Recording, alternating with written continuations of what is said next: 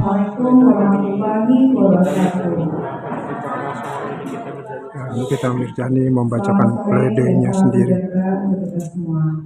Majelis Hakim yang mulia, para pengunjung sidang yang terhormat, teman-teman media yang selalu mengawal persidangan saya yang saya cintai. Nota pembelaan pledoi ini saya beri judul Dermaga Keadilan Sengketa Bisnis Perdata Menjadi Kriminalisasi dengan Tuduhan, Pengancaman, Pemerasan, dan Tindak Pidana Pencucian Uang. Pada kesempatan ini, izinkan saya mengawali pembukaan nota pembelaan atau pledoi ini dengan menyampaikan ucapan terima kasih yang sebesar-besarnya kepada Majelis Hakim yang mulia karena dengan sabar memimpin proses persidangan ini. Perdebatan yang sering terjadi dalam ruang sidang ini haruslah sama-sama kita maknai sebagai suatu upaya untuk menemukan dan mencari kebenaran yang sesungguhnya. Saya berharap Bapak Hakim yang mulia tidak seperti jaksa penuntut umum yang menganggap setiap perdebatan dalam proses persidangan ini dianggap sebagai bentuk perlakuan yang tidak sopan. Padahal jaksa penuntut umum juga sering memulai perdebatan baik kepada saya maupun kepada tim penasehat hukum saya. Sehingga jika perdebatan dalam proses persidangan ini diartikan sebagai sebuah perbuatan tidak sopan, seperti yang dikatakan jaksa penuntut umum dalam surat tuntutannya, maka artinya jaksa penuntut umum sendiri juga berlaku tidak sopan di persidangan ini. Sebelum saya menjelaskan hal-hal yang menjadi poin penting dalam nota pembelaan atau pledoi ini, terlebih dahulu saya menjelaskan mengenai asal-usul peristiwa hukum yang sebenarnya terjadi, sehingga ini melibatkan saya dalam permasalahan hukum.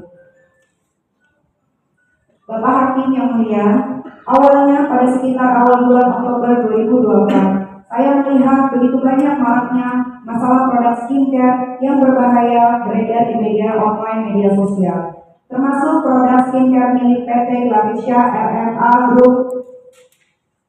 Produk ini sebelumnya sudah banyak orang yang mereview di media sosial. Salah satunya produk skincare yang bernama Glowing Booster Cell yang mereview adalah Dr. Samira yang juga sebagai dokter kecantikan. Dalam hasil review yang dilakukan Dr. Samira, kemudian saya repost kembali di media sosial saya dengan tujuan untuk menyampaikan edukasi kepada masyarakat luas kalau tidak mau kulitnya rusak, hati-hati dalam menggunakan produk kecantikan. Di situ saya hanya ingin menyampaikan himbauan kepada seluruh masyarakat agar tidak tertipu dengan skincare atau produk kecantikan yang overclaim, overpriced, dan tidak terdaftar di BPOM dan diduga mengandung bahan-bahan berbahaya.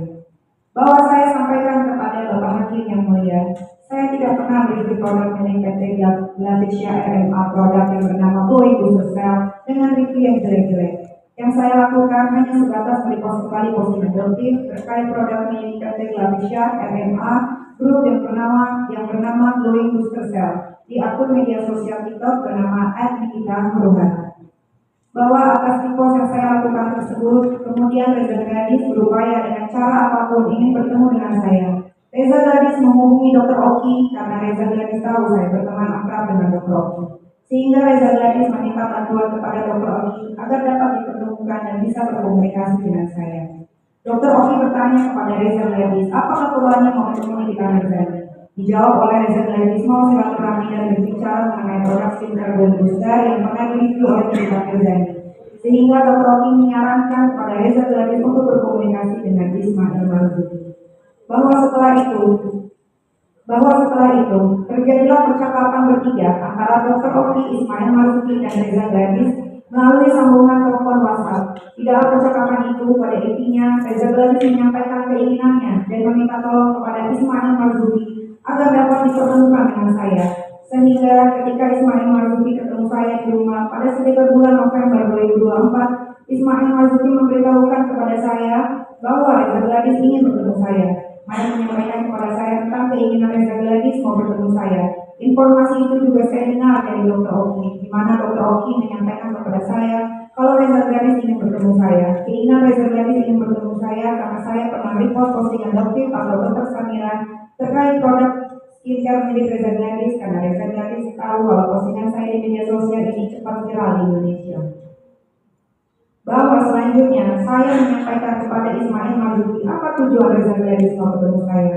Kemudian Mail bilang Reza Gladys mau silaturahmi. Saya katakan, iya silaturahmi itu mau ngapain? Pasti ada tujuannya mau silaturahmi ke saya. Tidak mungkin tiba-tiba datang mau silaturahmi dengan saya kalau sebelumnya saya tidak pernah bertemu dan tidak pernah berkomunikasi. Kemudian saya bilang juga kepada Mail, sampaikan kepada Reza Gladys, kalau mau ketemu saya, nggak ada duitnya, nggak usah, cuma buang waktu saya saja. Saya nggak mau ketemu kalau nggak jelas, karena saya sangat amat trauma. Biasanya ketemu orang, saya cuma menjadikan konten untuk berdua mencari